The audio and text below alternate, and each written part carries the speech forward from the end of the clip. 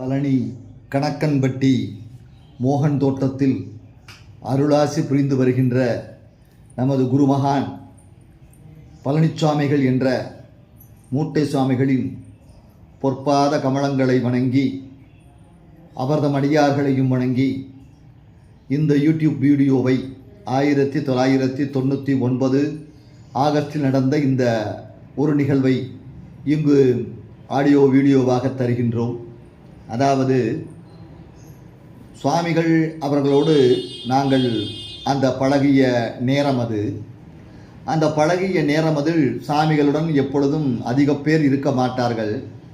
சுவாமிகள் பெரும்பாலும் கோம்பைப்பட்டியிலோ அல்லது பழனி ஆர்ட்ஸ் காலேஜிலோ தான் இருப்பார். இல்லை, பழனி கோம்பைப்பட்டிக்கும் பழனி ஆர்ட்ஸ் காலேஜுக்கும் அந்த இடும்பன்மலைக்கும் சக்கமா கோயிலுக்கும் மாறி மாறி சென்று வருவார். அப்படிப்பட்ட ஒரு சூழ்நிலையிலே ஆகஸ்ட் மாதம் ஒரு நாள் அவரை நாங்கள் சந்திக்க சென்றோம். நாங்கள் என்பது என்னோடு சேர்த்து 3 சென்றோம். ஒருவர் நமது திருச்செந்தூரைச் சேர்ந்த அன்பர் சுப்பிரமணியன் என்பவர். அவர் திருக்கோவிலில் வேலை பார்த்து வந்தார். அதன் பிறகு திருநெல்வேலியைச் சேர்ந்த சுப்பையா நாயக்கர் என்பவர். அவர் திருநெல்வேலியில் உணவகம் நடத்தி கொண்டிருந்தார். சிறிய உணவகம்தான். பிறகு நான். அதன் பிறகு தூத்துக்குடியில் உள்ள ஒரு அன்பர். அவர் சோலைமுத்து என்று பெயர். அவர் பிளாட்ஃபார்மில் புத்தக கடை விற்பவர். அவருக்கும் சுவாமிகளை பற்றி என் மூலமாக அறிமுகம் இருந்தது. நாங்கள் 4 செல்லும் பொழுது சுவாமி கோம்பைப்பட்டியிலிருந்து அந்த சக்கமா கோவில் அருகே அமர்ந்திருந்தார். நாங்கள் சென்ற பொழுது சாமிகளோடு மேலும் ஒரு 3 அமர்ந்திருந்தனர். சாமிகள் சொன்னார் எங்களை பார்த்து, இப்போ 4 பேர் வருவாங்கன்னு சொன்னேன்ல சாமி, அது இவங்க தான் சாமி, கரெக்டாக 4 பேர் வந்திருக்காங்க பார்த்தீங்களா, 4 3 7, என்னோட சேர்த்தா 8, இன்னும் ஒருத்தன் வருவான் சாமி, நவக்கிரக கணக்குக்கு வரணும்ல, 9 பேர். இப்போ நவக்கிரகத்தை வச்சு இந்த உலகத்தை எப்படி ஆட்டி படைக்கிறாங்க அப்படிங்கிறத நம்ம சொல்ல போகிறோம் சாமி. அதே மாதிரி அந்த நவக்கிரகத்தை வென்று சித்தர்கள் எப்படி தாங்களே அந்த சித்த நிலையை அடைஞ்சு தாங்களே கடவுளாகி நிற்கிறார்கள்ங்கிறதையும் சொல்ல போகிறோம் சாமி அப்படின்ட்டு என்னைய பார்த்து சாமி கேட்டார். ஏப்பா சங்கரன் கோவில் வேலையெல்லாம் எப்படிப்பா நடக்குதுன்னு கேட்டார். சாமி அப்போ மிகப்பெரிய வேலைகள் நடக்கவில்லை, சிறுக சிறுக நடந்து கொண்டே இருந்தது. சாமி வேலைகள் மெதுவாக நடந்து கொண்டிருக்கின்றன, பணம் வசூலாவதில் தாமதம் இருக்கின்றது. அப்படியா, சரிப்பா. பாண்டிமார்கள்லாம் உதவியாக இருக்காங்களா? நல்லா உதவியாக இருக்காங்க சாமி, அவங்க உதவினால தான் சாமி நம்ம எந்த பயமும் இல்லாமல் கட்ட முடியுது அப்படின்னு. சரிப்பா, ரொம்ப சந்தோஷம். இப்போ பாம்பாடி சித்தரை பற்றி ஒரு வரலாறு நீ எழுதிக்கிட்டு இருக்கு இல்லையா, அந்த வரலாறில் பாம்பாடி சித்தர் குருநாதர்னு சொல்லி நீ யாரை குறிப்பிடுற அப்படின்னு சாமி கேட்டார். சாமி, ஏன் சாமி நான் எதுவும் தப்பாக சொல்லிட்டேனா, குறிச்சிருக்கேனா? இல்லை சாமி, சொல்லு சாமி. சட்டமணி சாமி அவர் என்ன சொல்கிறாரு பாம்பாடி சித்தரை பார்த்து? சாமி அவர் சிறு பிள்ளையாக இருந்த பிராயத்தில், சோகி வம்சத்தை சேர்ந்த பாம்பாடி சிறு பிள்ளையாக இருந்த பிராயத்தில் பாம்பெல்லாம் பிடிச்சி அதை கொன்று, இல்லை சில நவரத்தனங்கள் உள்ள பாம்புகளை பிடிச்சி அந்த நவரத்தனங்கள் எடுக்கிறாங்க, அதை கொன்று அந்த உயிர் பலி செஞ்சு விளையாட்டுத்தனமாக தெரிஞ்சார் சாமி. அப்போ சட்டமணி ஏப்பா இந்த பாம்புகளை பிடிச்சி நவரத்தனம் இருக்கான்னு பார்த்துக்கிட்டு இருக்கிய, உண்மையிலே ஓ உடம்புல ஒரு பாம்பு ஓடுது, அதை முதல்ல அடக்கி ஆளுப்பான்னு சொன்னார்னு எழுதியிருக்கேன் சாமி. சாமி எனக்கு ஒரு சிறு சந்தேகம்னு திரும்ப நானே சொன்னேன். என்னப்பா சந்தேகம்னு கேட்டார். சாமி உண்மையிலே பாம்பு விஷத்தை சேர்த்து வச்சு நவரத்தனம் கக்கக்கூடிய இயல்பு சுவாலஜிக்கல் ரீதியாக இல்லைன்னு சொல்கிறாங்களே சாமி, அது உண்மையான்னு கேட்டேன். நீ படித்தவன்ல, அதானே படிச்சிருக்க, சுவாலஜி பிஎஸ்சி பா, அது அறிவியல் ரீதியாக அப்படிம்பாங்க. ஆனால் அறிவியலையும் மிஞ்சினது ஆன்மீகம்ப்பா. ஆன்மீகத்துக்குள்ளே தான் அந்த அறிவியல் அடக்கமே தவிர அறிவியலுக்குள்ளே ஆன்மீகம் அடக்கம் இல்லைப்பா. அதை நல்லா புரிஞ்சுக்கணும். ஆன்மீகத்துக்குள்ளே தான் இந்த அறிவியல் அடக்கம். ஆன்மீகத்தில் சொல்லப்படாத அறிவியல்னு புதுசாக எந்த ஒரு விஞ்ஞானியும் சொல்லிடலப்பா. ராக்கெட் ஏவுதளத்திலேருந்து அணுவிலேருந்து அணுவை சொன்னது அவையா, எல்லாத்தையுமே சித்தர்கள் சொல்லி வச்சாங்க, ஞானிகள் சொல்லி வச்சாங்க, ரிஷிமார்கள் சொல்லி வச்சாங்க. அதனால் நவரத்தனம் கேட்குற பாம்பு இருக்குப்பா, சட்டமணி சொன்னது உண்மைதான்ப்பா அப்படின்னாரு. சாமி ரொம்ப ஆச்சரியமாக இருக்கே சாமி, அதை நிரூபிக்க முடியுமா சாமின்னு. எப்பா நிரூபிக்கிறதுக்கு நம்ம என்ன காலேஜாக நடத்திக்கிட்டு இருக்கோம், இல்லை நம்ம என்ன அமெரிக்காவிலேயே இருக்கோம்? அதெல்லாம் உண்மைதான்ப்பா, உண்மைன்னா உண்மை தான், குரு சொல்கிறாரு உண்மைன்னு, அப்போ உண்மைன்னு நம்பணும்பா அப்படின்னு சொல்லிக்கிட்டு இருக்கும்போது நாங்கள் அந்த ஜக்கம்மா கோயிலில் உட்காந்துருக்கும்போது அது புதரண்டிய பகுதி, அதை ஒட்டி ஒரு பல்ல மாதிரி இருந்தது. சரசரன்னு ஒரு சத்தம் கேட்டுச்சு.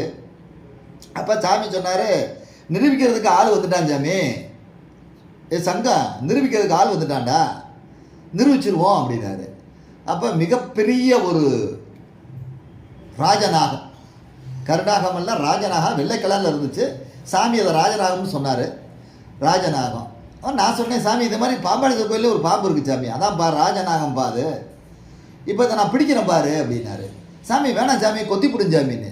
பாம்பாடி சித்தருக்கே கொத்தி பிடுமா, உட்காருப்பா அப்படின்ட்டு சாமி மிக லாபகமாக கோழி பிடிக்கும் போது கூட நாம் பயப்படுவோம். ஆனால் சாமி மிக லாபமாக சென்று ஒரு சாதாரண செத்தையை இலையை தூக்குவது போல் அந்த படமெடுத்து நின்ற பாம்பை பிடித்து தூக்கி விட்டார். அப்போ சாமி பார்த்துங்க சாமி, படம் இருக்குது சாமி, எடுக்கட்டுப்பா, அதுகிட்ட இருக்கதா அது எடுக்குது. ஆனால் படம் என்ன, அது என்ன சிடி கேமராவிலையா எடுக்குது, என்ன படப்பா எடுக்குது, சினிமா படமா அப்படின்னாரு. இல்லை சாமி, அது விஷத்தை இது பண்ண முடியும் சாமி, அதெல்லாம் ஒன்றும் பண்ணாதுப்பா, நம்மளை என்ன பண்ணுது சாமி, இது இந்த பாம்பு தலை, இந்த சக்கரம்லாம் தெரியுது பாருங்கள் அப்படின்னு பாம்பின் தலையை தொட்டு, பாம்பு பேசாமல் நாக்க நீட்டிக்கிட்டு சாமியை ஒரு பார்வை பார்க்க, எங்களை ஒரு பார்வை பார்க்க பேசாமல் தான் இருக்குது. கிட்டத்தட்ட அந்த பாம்பு ஒரு 14 பாக நீளம் இருக்கும், 14 பாக நீளம் இருக்கும், பியூர் வெள்ளை. அந்த படம், அந்த நாமம், அந்த சக்கரம்லாம் அவ்வளவு க்ளீனாக தெரியுது, வித்தியாசமான கலர்லாம், நீல கலரில் அது இருந்தது. பாம்பு வெள்ளை, அந்த சக்கரம் அந்த இதெல்லாம் நீல கலரில், நாம மாதிரி இருக்கிறதெல்லாம் நீல கலரில் இருந்தது. அப்போ சாமி சொன்னார், சாமி இந்த பாம்பு விஷத்தை அடிக்கடி கக்கி பிடிச்சிச்சு சாமி, நிறைய பேரை கொத்தி இருக்கும் போல் விஷத்தை கக்கி பிடிச்சி, இப்போ கொஞ்சம் விஷம் வச்சுருக்கு, இல்லாமல் இல்லை. ஆனால் இந்த விஷத்தை கக்காமல் பல வருடம் சேர்த்து வைக்கும்போது, எப்படி நம்ம தியானம் பண்ணும்போது, அபியாசம் பண்ணும்போது, யோகம் பண்ணும்போது நமது ஆண் சக்தியை அல்லது பெண் சக்தியை வெளியேற்றாமல் சேமித்து வைக்கிறோமோ, அப்போ அது சிதாகாயத்தில் ஒரு தாமரை மலர் மாதிரி மலர்ந்து படிச்சிருக்கோம். அப்போ அட்டமாசத்து நிலையை அடையிறோம்னு சொல்கிறோம்.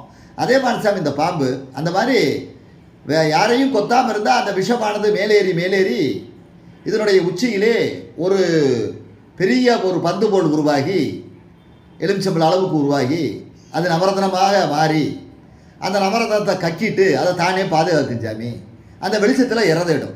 அதனால் இதெல்லாம் உண்மைதான் சாமி. இந்த பாம்பு இப்போ நவரத்னத்தை வச்சுக்கல, இது நிறைய பேரை கொத்திருச்சு, அதனால் இதை விட்டுருவோம்.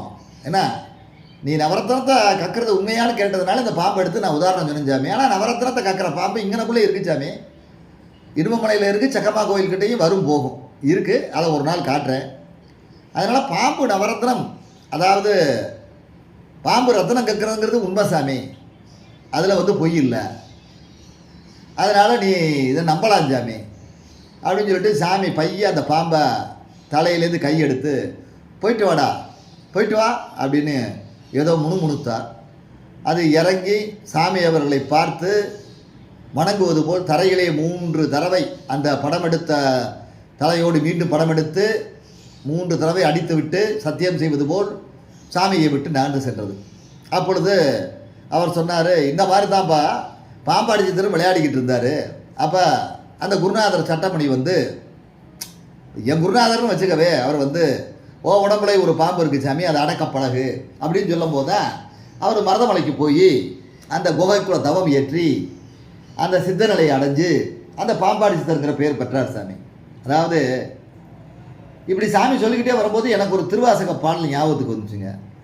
மறுவினிய மணற்பாதம் மனதில் வளர்ந்து உள்வுருக தெருவுதொரும் மிகளறி சிவபெருமான் என்று ஏத்தி பருகிய நின்பரம் கருணை தடம் கடல் படிவா மாறு அருள் எனக்கு இங்கு இடைமருதே இடம் கொண்ட அம்மானேங்கிற பாட்டு.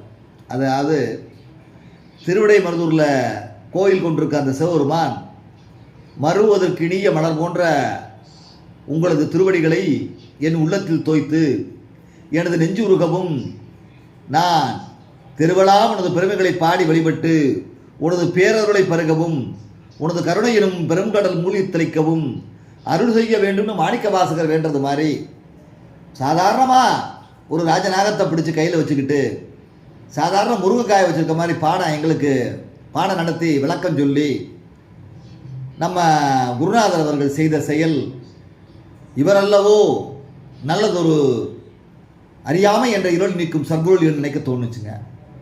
அதே மாதிரி உயிர்களுடைய அச்சத்தை போக்குறாரு. பாம்பு அவர்கிட்ட அச்சப்படலை, பாம்பை கண்டு சாமி அச்சப்படலை.